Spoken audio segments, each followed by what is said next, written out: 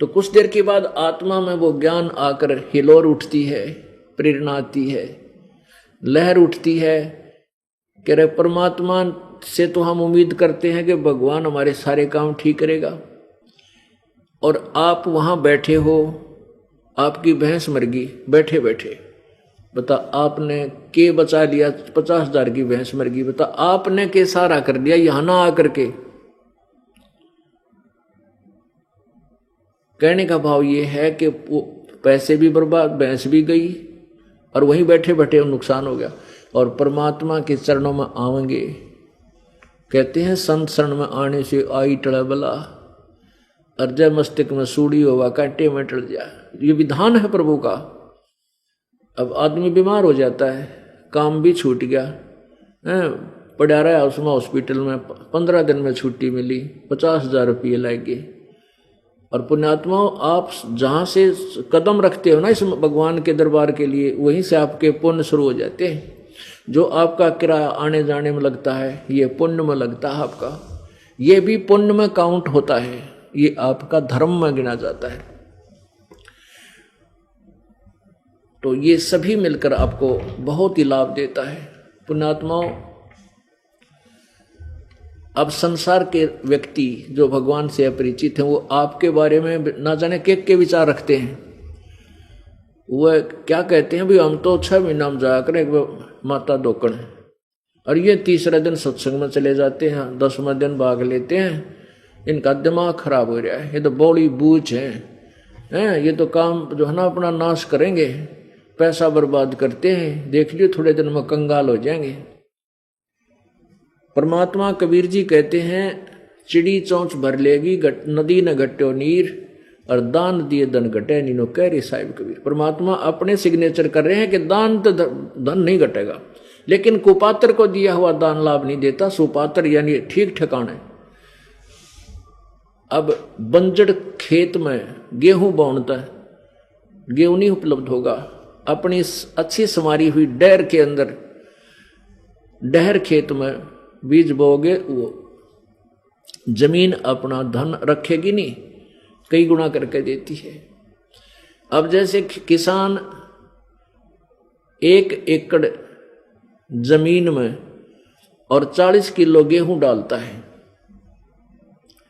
एक बार तो वो ऐसा लगता है जैसे गेहूं बर्बाद कर दिए, माटी में गिर दिए, और फिर वो 60-70 मन, 70-80 मन लाता है 40 किलो के, यानी 1 मन के 80 मन गेहूं वो लेकर आता है 1 एकड़ में।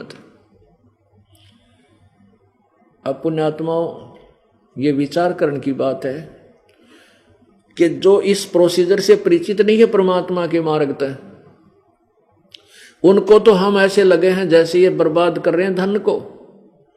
एक समय एक किसान गेहूं बोआ था, और एक बड़े शहर का रहने वाला कोई बाबूजी, कोई अच्छा कर्मचारी, जिसकी पहली बार गांव में ड्यूटी लगी थी, शहर से वो गांव की तरफ जा रहा था।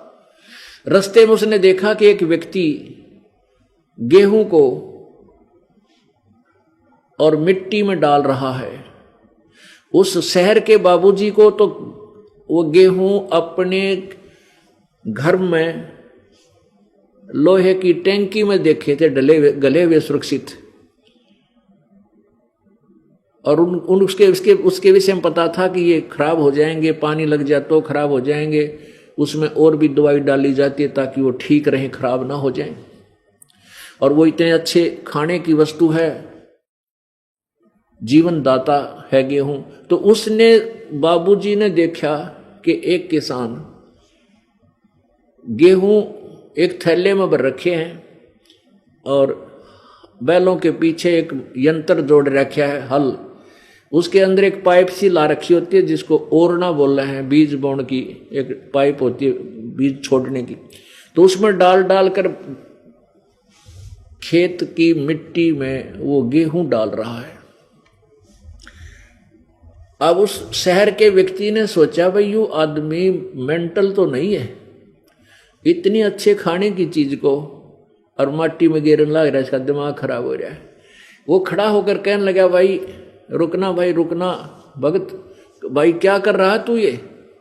अरे इतनी अच्छी गेहूं कनक, देश में पहले ही खाद्य पदार्थों की कमी है, अन्न की कमी है, तू मिट्टी में मिला रहा है, तेरा दिमाग खराब है क्या? क्यों बर्बाद कर रहा है इस इतने अच्छे गेहूं को? अब उस किसान ने सोचा, यू बंदर कितना आ गया, यू मुझे शिक्षा दे रहा है। तो किसान बोला, बाबूजी मैं मिट्टी में गेहूं को बर्बाद नहीं कर रहा, मिट्टी में डालकर आबाद कर रहा हूं। ये बर्बाद नहीं हो रहा, ये मुझे आबाद करेगा। अब बाबूजी ने सोचा, भैया अच्छा ये कैसे आबाद करेगा तुझे, तो खराब कर रहा है, ये तो खराब हो जाएगी। हमारे घर में ना लोहे की टैंकी में रखते हैं हम, और उसमें भी इसमें कीड़े लग जाते हैं, आप मिट्टी में डालकर कहते हो आबाद करेगा। तो किसान ने उसको पूरी तरह समझाया कि ऐसा है श्रीमान जी कि मैं 1 मन 40 किलो गेहूं लाया हूं और इस 1 एकड़ में डालूंगा, और फिर भूसा तो न्यारा होगा, जो धन मुझे मिलेगा पशुओं के लिए भूस जो बनेगा वो तो अलग होगा, और 80 मन गेहूं ले जाऊंगा, इसमें से 80 मन गेहूं मिलेंगे मेरे को। अब ये उसके गला उतरा नहीं, क्योंकि वो बाबूजी ने कभी प्रोसीजर देखा नहीं। वो कहने लगा, अब मैं तेरी बात को मानू नहीं, ये तो मिट्टी में बर्बाद हो जाएगा, तो कति खत्म हो जाएगा, देख लेना तीसरे दिन। अब कुछ दिनों के बाद किसान ने कहा कि तू, कुछ देर के बाद उनकी डिस्कस चलती रही, फिर कहा तू 4 महीने पाछा आइए, फिर दिखाऊंगा जादूगरी तेरे को। अब उस किसान, उस शहर वाला व्यक्ति का फिर मौका लग गया, जब गेहूं पकी हुई थी और ऊपर बाली में गेहूं परिपक्व हो चुके थे। उसको किसान ने फिर दिखाया कि देख भगत जी, ए श्रीमान, 1 दाने का, 1 बीज का ये गुच्छा बन गया, इसमें सैकड़ों पौधे, 10-20 पौधे उग गए, और प्रत्येक में बाली, 1 बाली में 20-25 ये गेहूं है। उसने ऐसे ऐसे करके वो दिखा, देख। तब उस शहरी व्यक्ति की आंखें खुली और उसको सत्य माना। तो पुण्यात्माओं, जो आज आप धन दान कर रहे हो, किराए में पैसा लगा रहे हो, उन व्यक्तियों को और अनजान व्यक्ति को ऐसा लगता है जैसे ये तो मिट्टी में बर्बाद कर दिया, नाश कर दिया, खत्म कर दिया, खो दिया। नहीं, ये बर्बाद नहीं हो रहा, आपको एक दिन आबाद करेगा। ये परमात्मा का विधान है। अब अनजान व्यक्ति ने तो ऐसा लगता है तुम नाश करने लग रहे हो, आपको पता है कि हम तो, वो प्रोसीजर मिल गया हमारे को जो हमें आबाद करेगा। कुछ दिनों के बाद आप देखना, आपके घरों में सबसे न्यारे आपके घर होंगे, आपके बच्चे सबसे न्यारे होंगे, इतने निर्विकार होंगे, दुनिया ये सोचा करेगी कि अपने बच्चा की ब्याह करा तो रामपाल वाले चेलियां के कराएंगे, चेलियां के, नहीं तो अपनी बेटी ना आदमी ब्याह चल है ना, उससे पहले दिल न्यू करने लग जाए ना, मेरा किसा टकरा होगा, कोई शराबी है, बटेऊ मिल गया, छोरी भी दुखी, माँ बाप भी दुखी। और हमारे घर में ये सैकड़ों, 100 कोस नहीं रहेगी ये बुराई, बीड़ी शराब मांस तम्बाकू की, और दुखी नहीं कर सकते एक दूसरे को। परमात्मा से डर लगेगा, थोड़ी सी भी कवासनी होगी तो 3 बार माफी मांगेंगे एक दूसरे से, इतनी दया भर जाएगी। क्योंकि हम नास्तिक बन गए, भगवान से डर रहा नहीं, उसके संविधान से परिचित रहे नहीं, हम बर्बाद होते जा रहे हैं। एक दूसरे को चैन नहीं जरा सी भी, बेटी बहन तो पहला चिंता हो ले से भगवान क्यों करोगा, और 6 महीने के बाद तलाक के कागज तैयार हो जाते हैं। यह ऐसा जुल्म क्यों हो रहा है? कि हमारे अंदर दया रही नहीं, भगवान का डर रहा नहीं, और परमात्मा का सहयोग रहा नहीं। अब क्या बताते हैं, अकल अलूने दीखते ये सर्व अकल के मूल, सदा रटे हरि नाम को ये झूले अनहद झूले। अब संसार को जैसे कहते हैं अकल अलूने दीखते, अकल अलूने उनने क्या कर कति बौड़ी बूझ मूर्ख से दिखा। अब संसार जो भगवान से अपरिचित है, इस मार्ग में नहीं लगा है, उनको तो हम अकल अलूने दिखें, कति मूर्ख नजर आते हैं। लेकिन ये सर्व अकल के मूल, ये इन्होंने सब, अकल माने ज्ञान, ये आप तो सब ज्ञानों की जड़ ग्रहण कर रहे हो, चाहे किसी ने आप अकल अलूने दिखते हो, क्योंकि आप दिन रात मालिक याद करो और शुभ काम में आपकी नीयत होगी। अकल अलूने दीखते ये सर्व अकल के मूल, हरदम रटे भगवान को ये झूलने अनहद झूल। इस प्रकार हमने अपने मालिक के विधान को मद्देनजर रख करके संसार की बातों में नहीं आना, वो तो अनजान है। एक पहले हम गांव गांव में जाकर पाठ किया करते थे, तो प्रारंभ में कुछ ये 2,500 रुपये लगते थे उस पाठ के करने में। हम अपना किराया नहीं लेते थे, जो पाठ करने जाते थे कोई पैसा कोई नहीं लेता था, क्यों तकरीबन मेरे साथ जो भक्त दास भी सर्विस करता था और भी सर्विस वाले भक्त थे वो साथ सहयोग दिया करते थे, छुट्टी ले लेते, सैटरडे संडे नाम पाठ कराया करते। तो फिर वो क्या सिर्फ खाना भंडारा और जो पाठ की सामग्री आदि आती उसमें 2,500 रुपये लग जाते थे। जिसके हम पाठ कर रहे थे उसकी बहन का पति आ गया, बहन हुई, और उसका दूसरा भाई उपदेश नहीं ले रखा था और वो शराबी था, वो मेहमान वो रिश्तेदार रिलेटिव जो था शराब पिया करता। तो वहाँ पाठ चल रहा था, छोटे छोटे बच्चे थे, उन्होंने उसको आते ही कह दिया कि फूफा जी आज हमारे घर में मत आइए, तू शराब पी रखी और बीड़ी भी पीता है। वो कहने लगा अच्छा भाई तेरी वहीं रोटी ले आऊँगे। वो दूसरे घर पहुँच गया, तो दूसरे दोस्त का साला था दूसरा, वहाँ रुक गया। अब उन्होंने तो उसको पट्टी पढ़ा दी, वो तो नाश करेंगे, ऊपर चौबारे बना रखे हैं, उनका किवाड़ ना चढ़वाए गए, किवाड़ ना चढ़वाए 2,500 रुपये ला दिए, यो खागड़ा रहे न खुआन लाग रहा, 2,500 रुपया नाश कर दिया। अब वो सुबह जब हम तो चले गए पाठ पूठ करके, 20 वाला दिन आया था शाम में, हम सुबह भोग लगा कर आगे पीछे बतावे थे वह बोले जी वो इब के कर ले संसार का। अब वो हमारा जो मेहमान खुद तो दारू पीओ और बीड़ी पीओ है, कति बर्बाद होया पड़ा, और मन ने शिक्षा दिया कह नो कहे तने कुआड़ क्यों ना चढ़वा लिए, नाश कर दिया, 2,500 रुपये ला दिए, खुआ दिए या लोग आते यहाँ पर। अब बताओ उसने मैं क्या समझाऊं, आप दारू पीवे सारी बकवाद करे, मैं पुण्य का काम करूं मुझे बिसरावे। फिर उसको बताया भाई कुआड़ भी चढ़ देंगे, धर्म का काम के रोज होया करे, ये कुआड़ तो 2 दिन पीछे चढ़ जाएंगे। अब वो बताता था कि मेरी पत्नी इतनी बीमार रहा करती, हमने सारे दिखा ली थी और घर में बरकत नहीं, आए वर्ष एक भैंस मर जा, मुश्किल तो पाल पोस कर तैयार करा, वह भैंस की मृत्यु हो जाए, वो सारा बर्बाद हुआ था, गेली की नाश होया पड़ा था। अब वो उसकी पत्नी भी ठीक होगी, घर में बरकत होने लगी, बताओ पाठ क्यों ना करा होगा वो। और ये धर्म के काम तो वो भी इच्छा होती है अच्छी आत्मा की, तो धर्म तो दसके नहीं दसके तीनों लोग, खैर आयत में खैर है कीजिए आत्म भोग। तो इस प्रकार आपको अन्य व्यक्ति जो भक्ति से दूर हैं वो कुछ भी कहें, उनकी आप नहीं मान सकते यदि आपको पूर्ण ज्ञान हो गया तो पूर्ण ज्ञान कराने के लिए आपको यहाँ बुलाया जाता है, नहीं तो भक्ति आप घर पे कर सकते हो, कोई दिक्कत नहीं। लेकिन अभी आप कच्चे हो और इतने धनी नहीं हुए हो जितना ये दास बनाना चाहता है। आपको ज्ञान भी संपूर्ण नहीं है, बेसिक संपूर्ण ज्ञान हो भी जाए फिर भी कोई न कोई काल की अटकल आपका अड़ी रहेगी। और यहाँ आने से और कई पुण्य प्राप्त होते हैं, जैसे कई प्रकार के पाप होते हैं आपके, कुछ पाप तो ऐसे हैं जो पुण्य से समाप्त होते हैं, कुछ ऐसे पाप होते हैं जो संत जी के दर्शन साधु के दर्शन से नष्ट होते हैं। कबीरा दर्शन संत का साहेब आवे याद, लेखे में वाए घड़ी बाकी का समय बाद। तो संत जी के दर्शन करने से ही कुछ पाप हमारे ऐसे ही कटते और तरीका नहीं उसका उनका, और कुछ ऐसे हैं आशीर्वाद से समाप्त होते हैं, और कुछ पाप ऐसे हैं जो मंत्र के जाप से ही नष्ट होते हैं।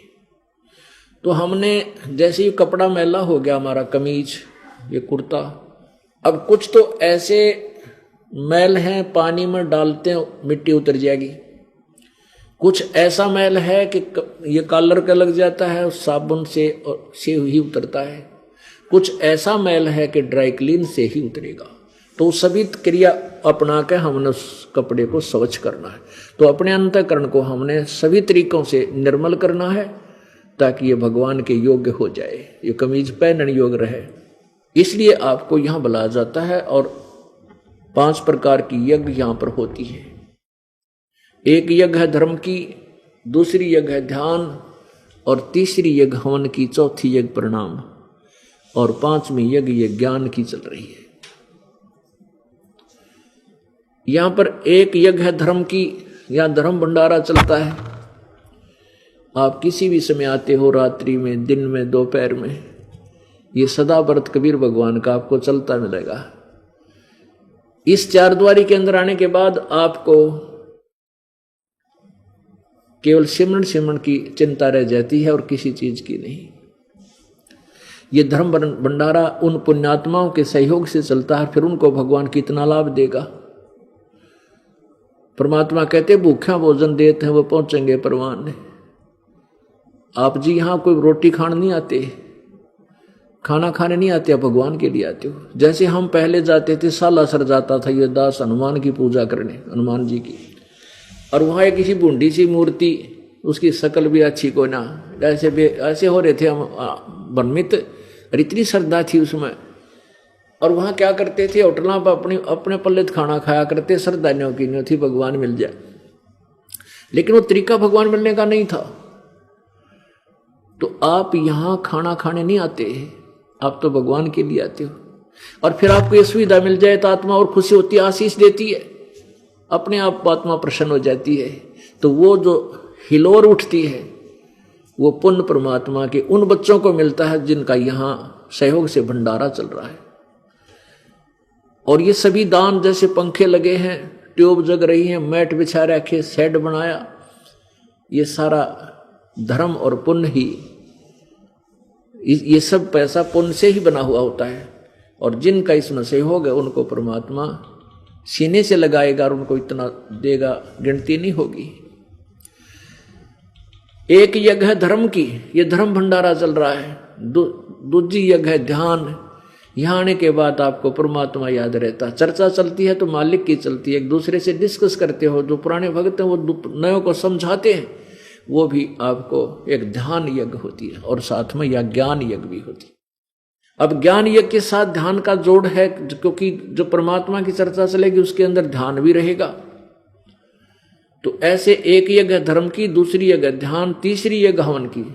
जहां पर ध्यान ऐसे नहीं जैसे 8 योग कर साधना लगाओ 2.5 घंटे सुबह 2.5 घंटे शाम में, वो के ध्यान होया।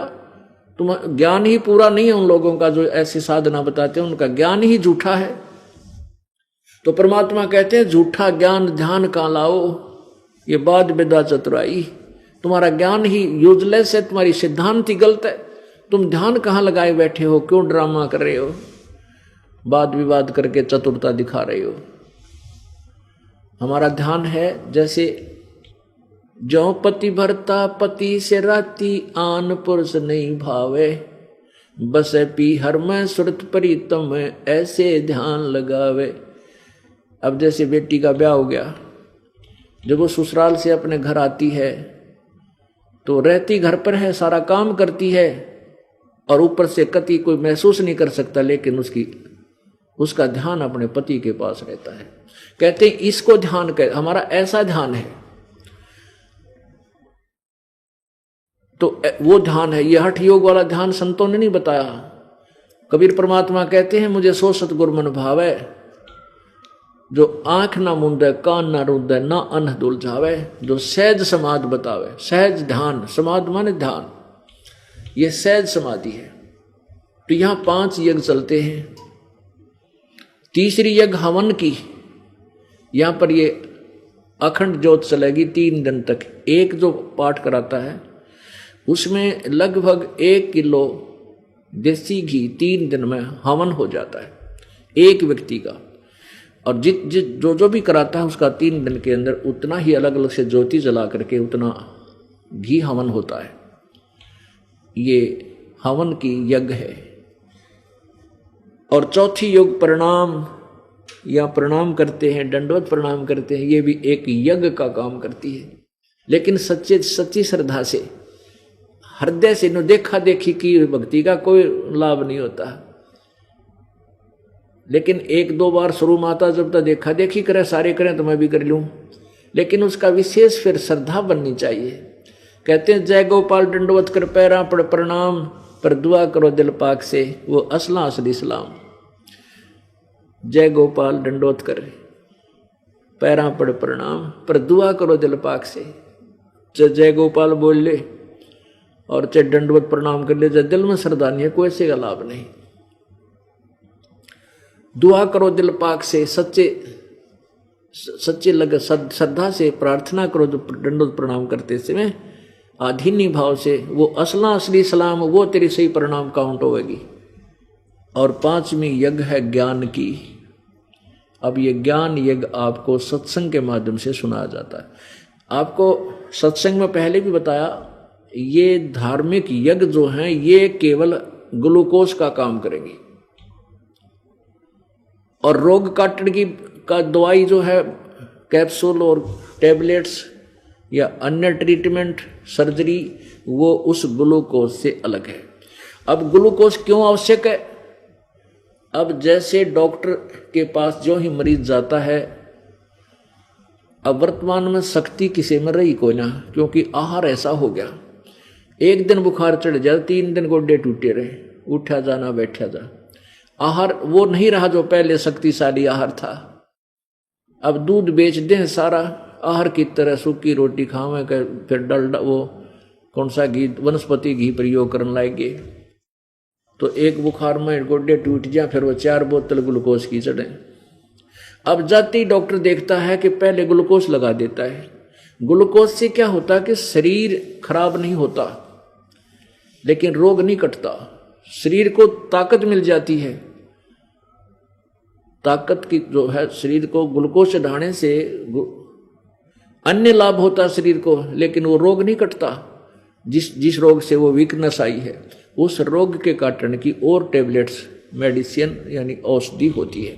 ऐसे ही ये जो ग्लूकोज आपके दान के लिए प्रेरित किया जाता है, आप युगों से वीक हो लिए, कति कमजोर हो गए, इतने पुण्य अक्षीण हो गए आपके कि आपको आते ग्लूकोज चढ़ाया जाता है। और फिर ये सत्य पहला मंत्र, फिर सत्यनाम, ये तीनों मंत्र ये हैं वो रोग जन्म मरण का रोग काटने के ये कैप्सूल हैं, ये अलग से दिए जाते हैं।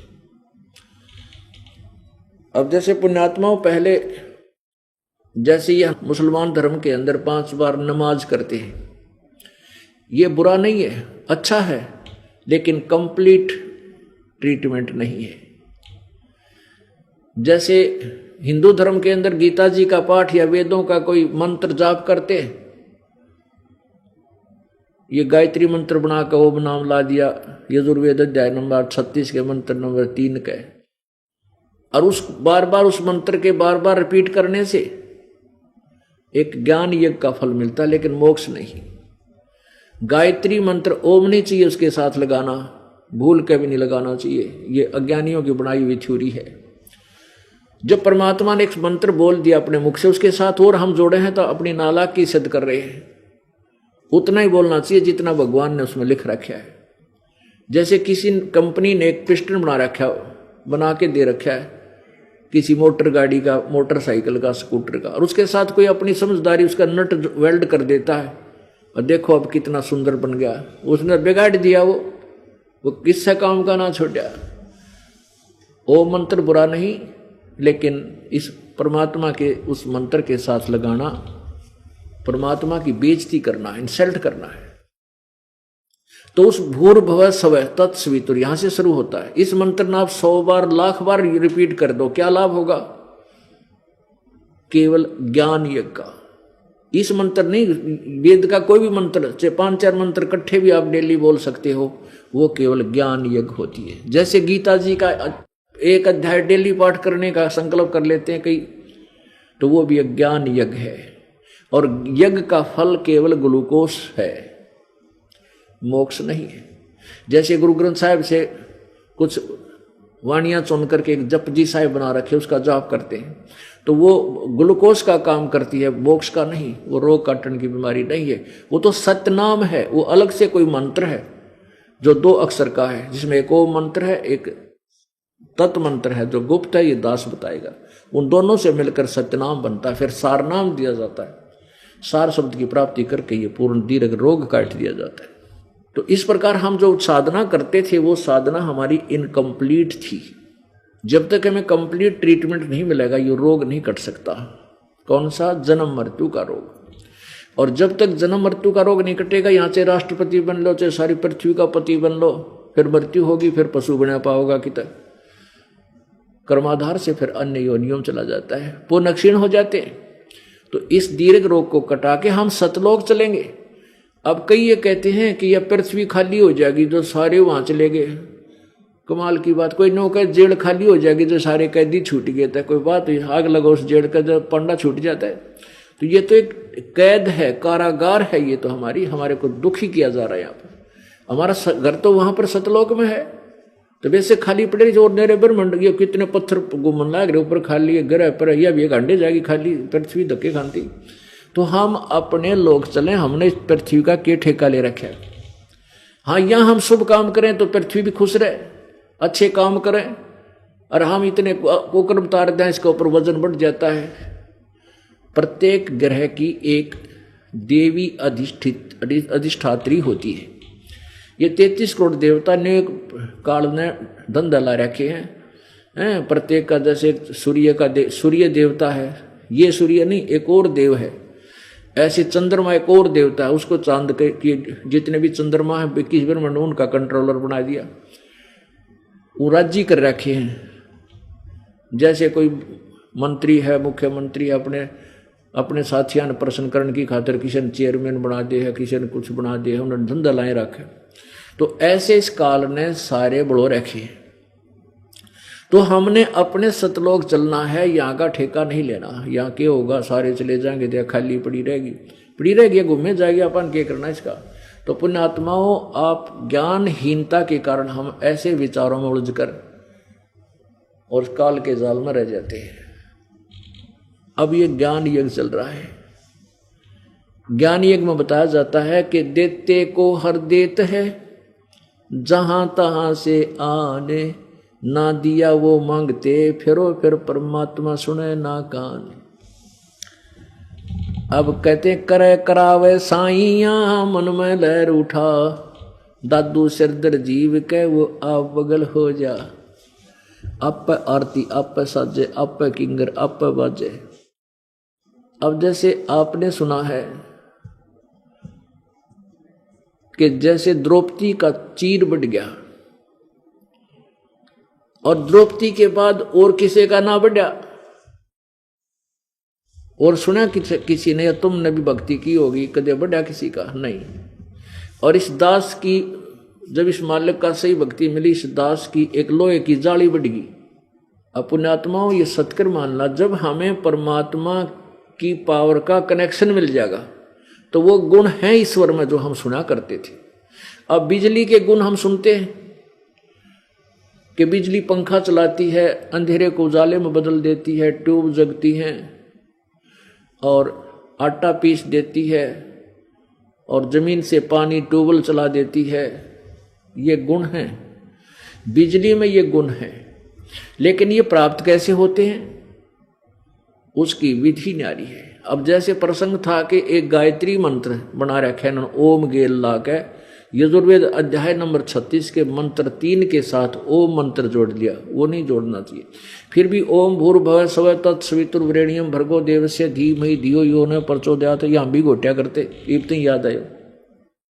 लेकिन ये वेद का मंत्र है और इसमें गुण है कि वो परमात्मा स्वयंभू है, भूर्भुवः स्वः, और वो पूर्ण परमात्मा सबका रचने वाला सविता है। वो हमारी बुद्धि को परमात्मा की तरफ अपने ही चरणों में लगाए रखे, भक्ति योग्य बनाए रखे, ये गुण है। ये इसका अर्थ है। इसको बार बार 100 बार पढ़ ले, लाख बार पढ़ ले, 1000 बार पढ़ ले, ज्ञान यज्ञ मिलेगा लेकिन भगवान नहीं मिलेगा।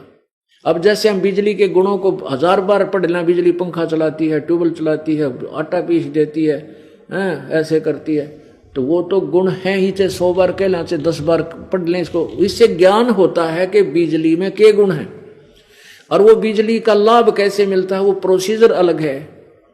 बिजली वाले के ऑफिस में जाओ, वहाँ उनकी टर्म एंड कंडीशन पूरी करो, फार्म भरो, जो भी वो एविडेंस मांगते वो दो, पैसे जो मांगे वो जमा कराओ और फिर कनेक्शन ले लो, फिर वो लाभ देखियो।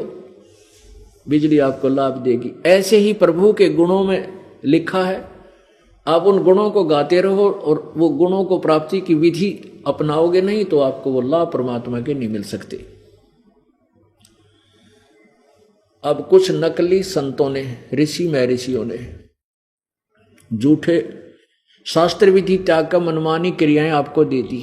वो ऐसी दे दी, फिटिंग कर दी और तार जोड़ दिया कनेक्शन, लेकिन उसने जिस से आपका तार जोड़ा है, जिस पावर हाउस थे, उसमें लाइट नहीं है।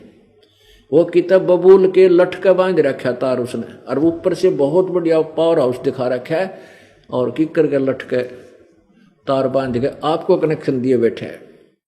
आप रोज वो गुण भी गाते हो, भगवान ऐसा करता, भगवान ऐसा करता, किसी को होता नहीं,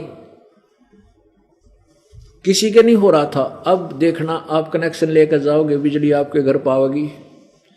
आप कनेक्शन, यहां से कनेक्शन मिलता है, आपके जाने से पहले आपके घर लाइट पहुंच जाती है। इसी प्रकार आप यहां नाम लेकर जाओगे, आपके घर पर भगवान पहुंच जाएंगे और वहां बैठे थारे भूतान और पितरा ने दे लट्ठा उड़ा घर तक काटेंगे पहले तो।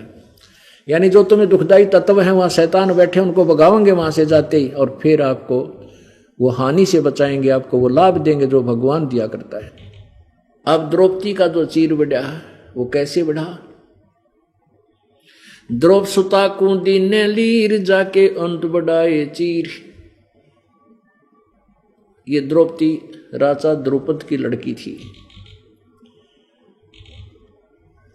और जब ये कंवारी थी, अपने पिता के घर पे ही थी, ये स्नान करने के लिए गंगा पर जाया करती, गंगा दरिया पे।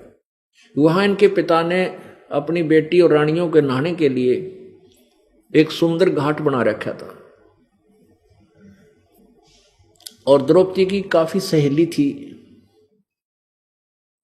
वो हजारों सहेलियों के साथ प्रतिदिन उस गंगा के घाट पर स्नान करने जाया करती थी वक्त से।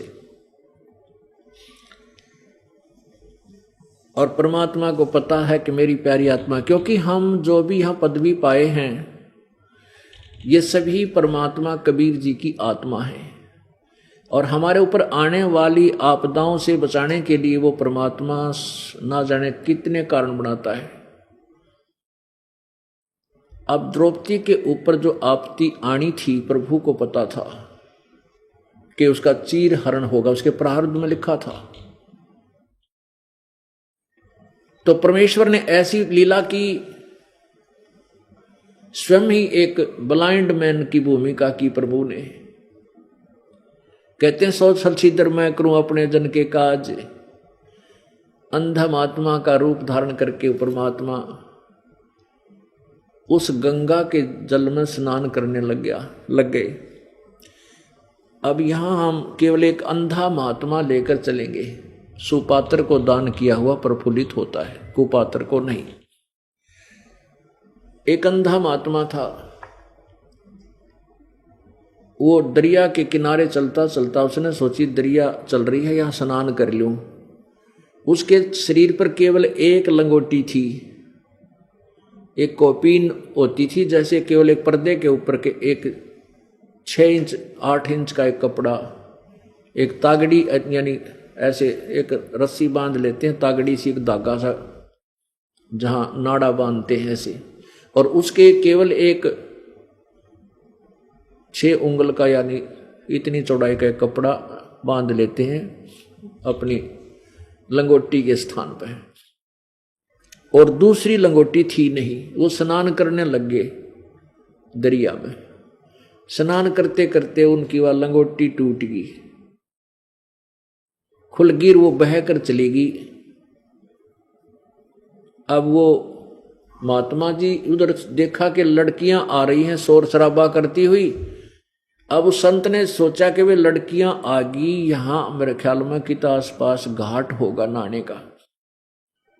अब वो संत जब पहले थोड़े पानी में था तो गहरे पानी में चला गया, गर्दन से थोड़ा सा नीचे तक, इस श्रम के मारे कि कहीं मैं नंगा हूं, निवस्त्र हो गया हूं, और लड़कियां आऊंगी तो मुझे शर्म लगेगी, क्या कहेंगी। अब क्या देखा कि वो लड़कियां आई जो घाट वहां से लगभग 100 फुट की दूरी पर था, वो स्नान करने की तैयारी करने लगी। द्रौपदी की नजर उस संत के ऊपर पड़ गई। अब कहते हैं साधु दर्शन राम का मुख पर बसे सुहाग, दर्श उन्हीं को होते हैं जिनके पूर्ण भाग। अब संत परमात्मा का ही स्वरूप माना जाता है, जैसे संत होता है। अब जो पुण्यात्मा होती है साधु भक्त को देखकर बड़ी प्रसन्न होती है और सोचता है कि मैं इनसे बात करूंगा, भगवान के विषय में चर्चा करूंगा। अब द्रौपदी के मन में आई कि साधु है, स्नान कर रहा है और हम भी नहा लेती हैं जल्दी सी, फिर महात्मा के साथ परमात्मा की चर्चा करेंगे, इनसे प्रभु के विषय में जानकारी प्राप्त करेंगे। अब द्रौपदी स्नान करने लगी। स्नान स्नून करके जब वह बाहर आई, खूब नहाई धोई, नदी में खूब उछल कूद करी और भूल बालगी। वह फिर आध घंटे में जब नहा धोकर बाहर निकली, तब उसको फिर साधु दिखाई दिया। वो हो महाराज जी तो अभी नहा ही रहा है, बाहर आया नहीं है। फिर उसने ध्यान से देखा कि महात्मा नहा नहीं रहा है, ये तो कोई वस्तु ढूंढ रहा है, जैसे हाथ मार रहा है।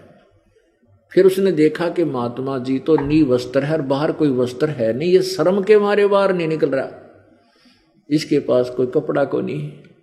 तो द्रौपदी ने क्या किया, अब देखो पुण्यात्माओं, इसको कहते हैं ज्ञान, और कहते हैं बैराग नाम है त्याग का 5-25 माह।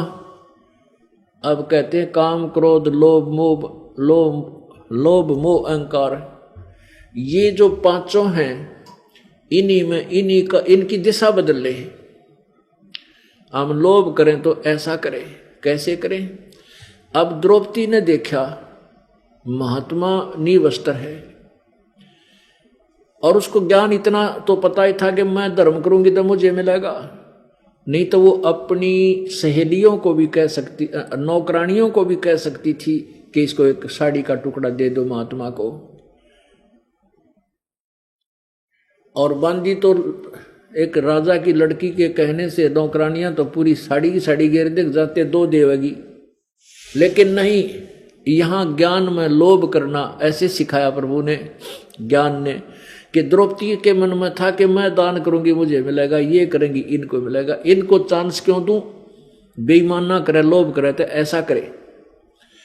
उस लड़की ने, राजा की लड़की देखो कितना सुंदर साड़ी पहन रही होगी, कितनी कीमती होगी। जैसे हम अपने बेटे बेटी को स्कूल भेजते हैं या कपड़े लाते हैं, हम चाहे मैले कुचले किसी पहन रहे हैं फटे पुराने, पर अपने बच्चों को बहुत अच्छा वस्त्र ला कर देते हैं, अच्छे कीमती, जितनी हमारी सामर्थ्य है।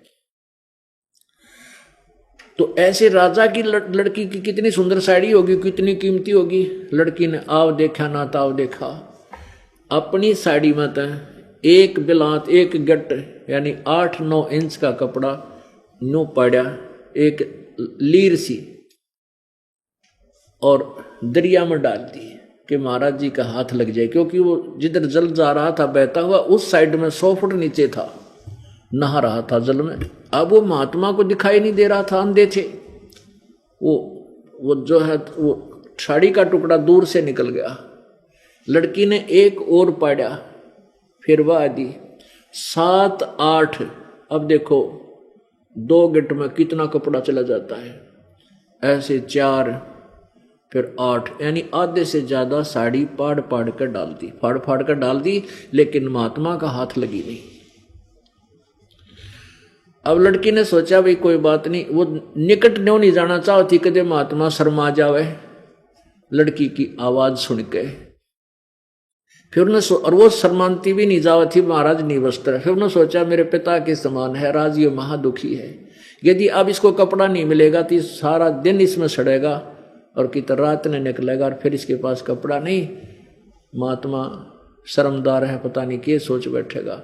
इस उद्देश्य से लड़की ने एक लंबी लकड़ी उठाई, लंबी लकड़ी, और उस लकड़ी का एक लपेटा देकर उस एक ऐसे चीर फिर फाड़ा अपनी साड़ी को और उसमें लपेट के और लंबी लकड़ी करके जहां महाराज जी ऐसे हाथ कर रहे थे, वो साधु जी ऐसे ढूंढ रहे थे, उसके आसपास वो कपड़ा कर दिया, उसके हाथ लग गया। अब साधु के हाथ लग गया तो हाथ पकड़ दिया उसने और फिर देखा, अब अंधे के हाथ आँखों का काम करया करें। उसने सारा देखा कि ये कोई फटा पुराना या कोई वैसे बहता हुआ कपड़ा नहीं आया है, किसी बेटी की साड़ी का टुकड़ा है, उसने जानबूझ कर मेरे लिए हेल्प की है। अब उस महात्मा ने वो साड़ी का कपड़ा अपने लंगोटी बांधी और आशीर्वाद दिया, बेटी आज तूने मेरा पर्दा रखा है, इज्जत रखी है, भगवान तेरा पर्दा रखा है, तेरी इज्जत रखा है, तूने गणाए दे। अब कहते हैं साधु बोला सहज सुबह जो चावे सो कर दे, साध वचन पलटे नीचे पलट जाओ ब्रह्मांड। अब जब तो बात आई गई हुई इतना द्रौपदी का जच्ची महात्मा की कहे या साची भी हो जाएगी, अब तना भगवान गणाए दे। अब वो आत्मा से दी थी, संत परमात्मा ही थे, वो खुद आए हुए थे अपनी बेटी को, पता था कि काल तो मेरी आत्माओं को सताने से लगा हुआ है। अपनी आत्माओं अब कुछ दिनों के बाद आपकी आंखें यानी मोतियाबंद कति हट जाएगा, जो काल ना हमारा कर रखा था ज्ञान का। अब जैसे ये दास पहले हनुमान पूजा करता, श्री राम कृष्ण की पूजा करता था, विष्णु और शंकर जी ने इष्ट मानता था, और घर में जो भी सुख होता था जैसे पास हो जाया करते कक्षा में, तो जय हो बजरंगबली की, जय हो भगवान विष्णु की, जय हो भगवान शंकर की, हम पास कर दिए। फिर लड़का हुआ, लड़के की खुशी मनाई, भाई हमारे हनुमान जी ने, हमारे भगवान कृष्ण जी ने, शंकर भगवान ने लड़का दे दिया, तो हम इनको क्रेडिट दिया करते, ये सुख दे रहे हैं। जैसे कोई एक्सीडेंट दुर्घटना में कई बार इतने सेफ बचे बाल बाल, और शुक्र मनाया करते भगवान विष्णु ने, भगवान शिव जी ने, राम ने, कृष्ण ने, सारे के गुण गा दिया करते, इन बचा दिया हनुमान जी ने, श्याम जी ने। अब बचाया करता यू कबीर भगवान हमें पूर्व संस्कार से। पुण्यात्माओं, गीता जी अध्याय नंबर 15 के श्लोक नंबर 16 और 17 में तीन भगवान बताए, एक क्षर पुरुष एक अक्षर पुरुष। ये दोनों नासवान, इनके शरीर भी नासवान, के प्राणी भी नासवान, इनके लोगों के। फिर 17वें श्लोक में कहा कि उत्तम पुरुष तो अन्य परमात्मा इति उदाहरते, वो पुरुषोत्तम उत्तम पुरुष सबसे श्रेष्ठ भगवान तो कोई और ही है जिसको भगवान कहा जाता है, परमात्मा कहा जाता है। और वह यह लोकत्रयम आविश से विभर्ती अवैश्वर है, जो तीनों लोकों में प्रवेश करके सबका धारण पोषण करता है, वही सबका किए हुए कर्म का वही फल देता है, सबका धारण पोषण वही देता है, अन्य कोई दे ही नहीं सकता। अंडरस्टूड हो गए तो वो सभी सुख ये भगवान ही हमें देता है। चाहे हम वर्तमान में किससे की पूजा कर रहे हैं वो अलग बात है, वो पूजा है ही नहीं हमारी क्योंकि शास्त्र विरुद्ध है, लेकिन जो आपको बाल बाल बचाता है, ऐसे सुख देता था, तो हाँ वो देता तो कबीर भगवान था, और हम क्रेडिट देते थे इनको। परमात्मा कहते हैं जगत का पेखना पेख्या, धनी का नाम ना लेखा। हम इधर एक दूसरे को क्रेडिट देते हैं, फलाने ने मेरा ये लाभ कर दिया, उसने मुझे ऐसे कर दिया, वहां उसने बचा दिया, ऐसा होगा। कहते आपने उस धनी का तो कितना जिक्र भी को नहीं, जगत का पेखना पेख्या, धनी का नाम ना लेखा। उसका पूर्ण परमात्मा जो हमें सुख दे रहा था, हमारे पूर्व जन्म के संस्कारों को भी वही सुचारू रूप से देता है, बचाव करता है, उसका कितना नाम भी नहीं था, लेखा भी नहीं था। तो द्रौपदी अपने घर आ गई। फिर कुछ दिनों के बाद उसका ब्याह हो गया। फिर एक समय संस्कारवश कौरव पांडव ने जुआ खेला, द्रौपदी सारा राज्य जिता दिया युधिष्ठिर ने, और अपनी पत्नी भी दांव पर लगा दी। अब इन कथाओं को, महाभारत जैसे कथाओं को हम सहर्ष सुना और पढ़ा करते। एक पढ़ने की कथा है कि ये महापुरुष थे जिसने अपनी पत्नी दांव पर लगा दी, उनकी अकल मारी गई। बताओ उनको के था महात्मा कमर के, उनको सूरवीर बताओ, इतनी मंदबुद्धि के लोग, क्या जरूरत थी जुआ खेलने की। और फिर पत्नी दांव पर लगा दी, फिर भी ना डटा गया। ऐसी बेहुदी कथाओं को सुनकर हम सारा अपना जीवन बर्बाद कराया करते, सोचा करते कोई धार्मिक ग्रंथ पढ़ रहे हैं। ये कोई धार्मिक ग्रंथ है? धार्मिक ग्रंथ ये है कबीर परमात्मा की वाणी, आनंद अंदर से आत्मा गदगद हो जाती है। ये कहानियां परमेश्वर के। तो क्या हुआ कि द्रौपदी को दांव पर लगा दिया। एक बार युधिष्ठिर ने एक शीश महल बनाया था शीशे का, और द्रौपदी पानी लेकर आई थी जल भर के, और दुर्योधन का आना हो गया घर में। उसने शीशा ना दिखा, टक्कर लग गई उसकी और एकदम वो पीछे न गिर गया।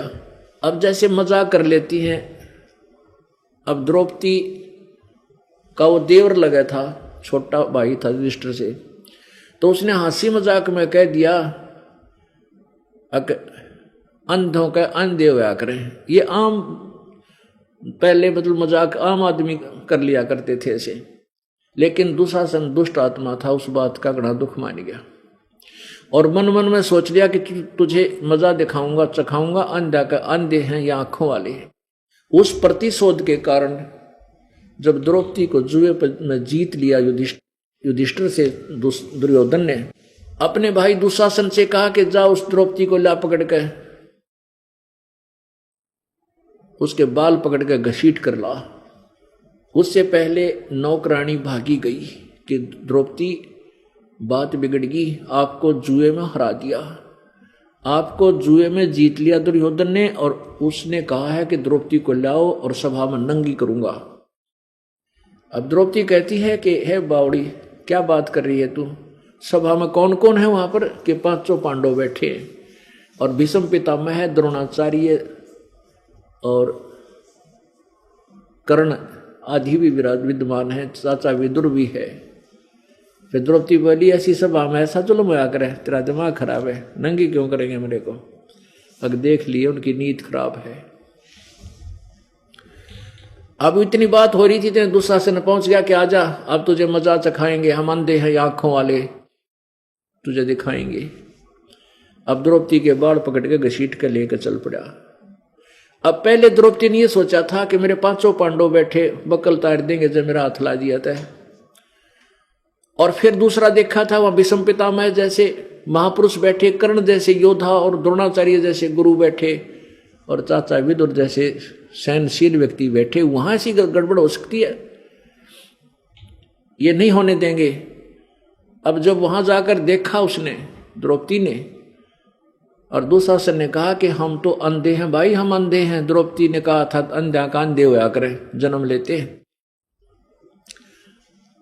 क्योंकि धृतराष्ट्र तो दुर्योधन के पिताजी वो जन्मजात अंधे थे, तो कहने लगा हम तो अंधे हैं भाई, द्रौपदी ने नंगी कराएंगे भी सभा में, हमने दिखा थोड़ा ही है, इसकी क्या बेइज्जती होगी। अब द्रौपदी ने सोचा ही तो बात बिगड़ गई सचमुच, ये तो काम बिगाड़ेंगे।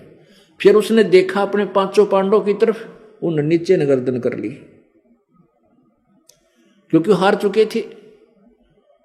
फिर उसने देखा भीष्म पितामह द्रोणाचार्य और कर्ण की तरफ, उन्होंने भी नीचे न गर्दन कर ली, कोई सहारा देने को तैयार नहीं। विदुर की तरफ देखा, जब विदुर खड़ा हुआ,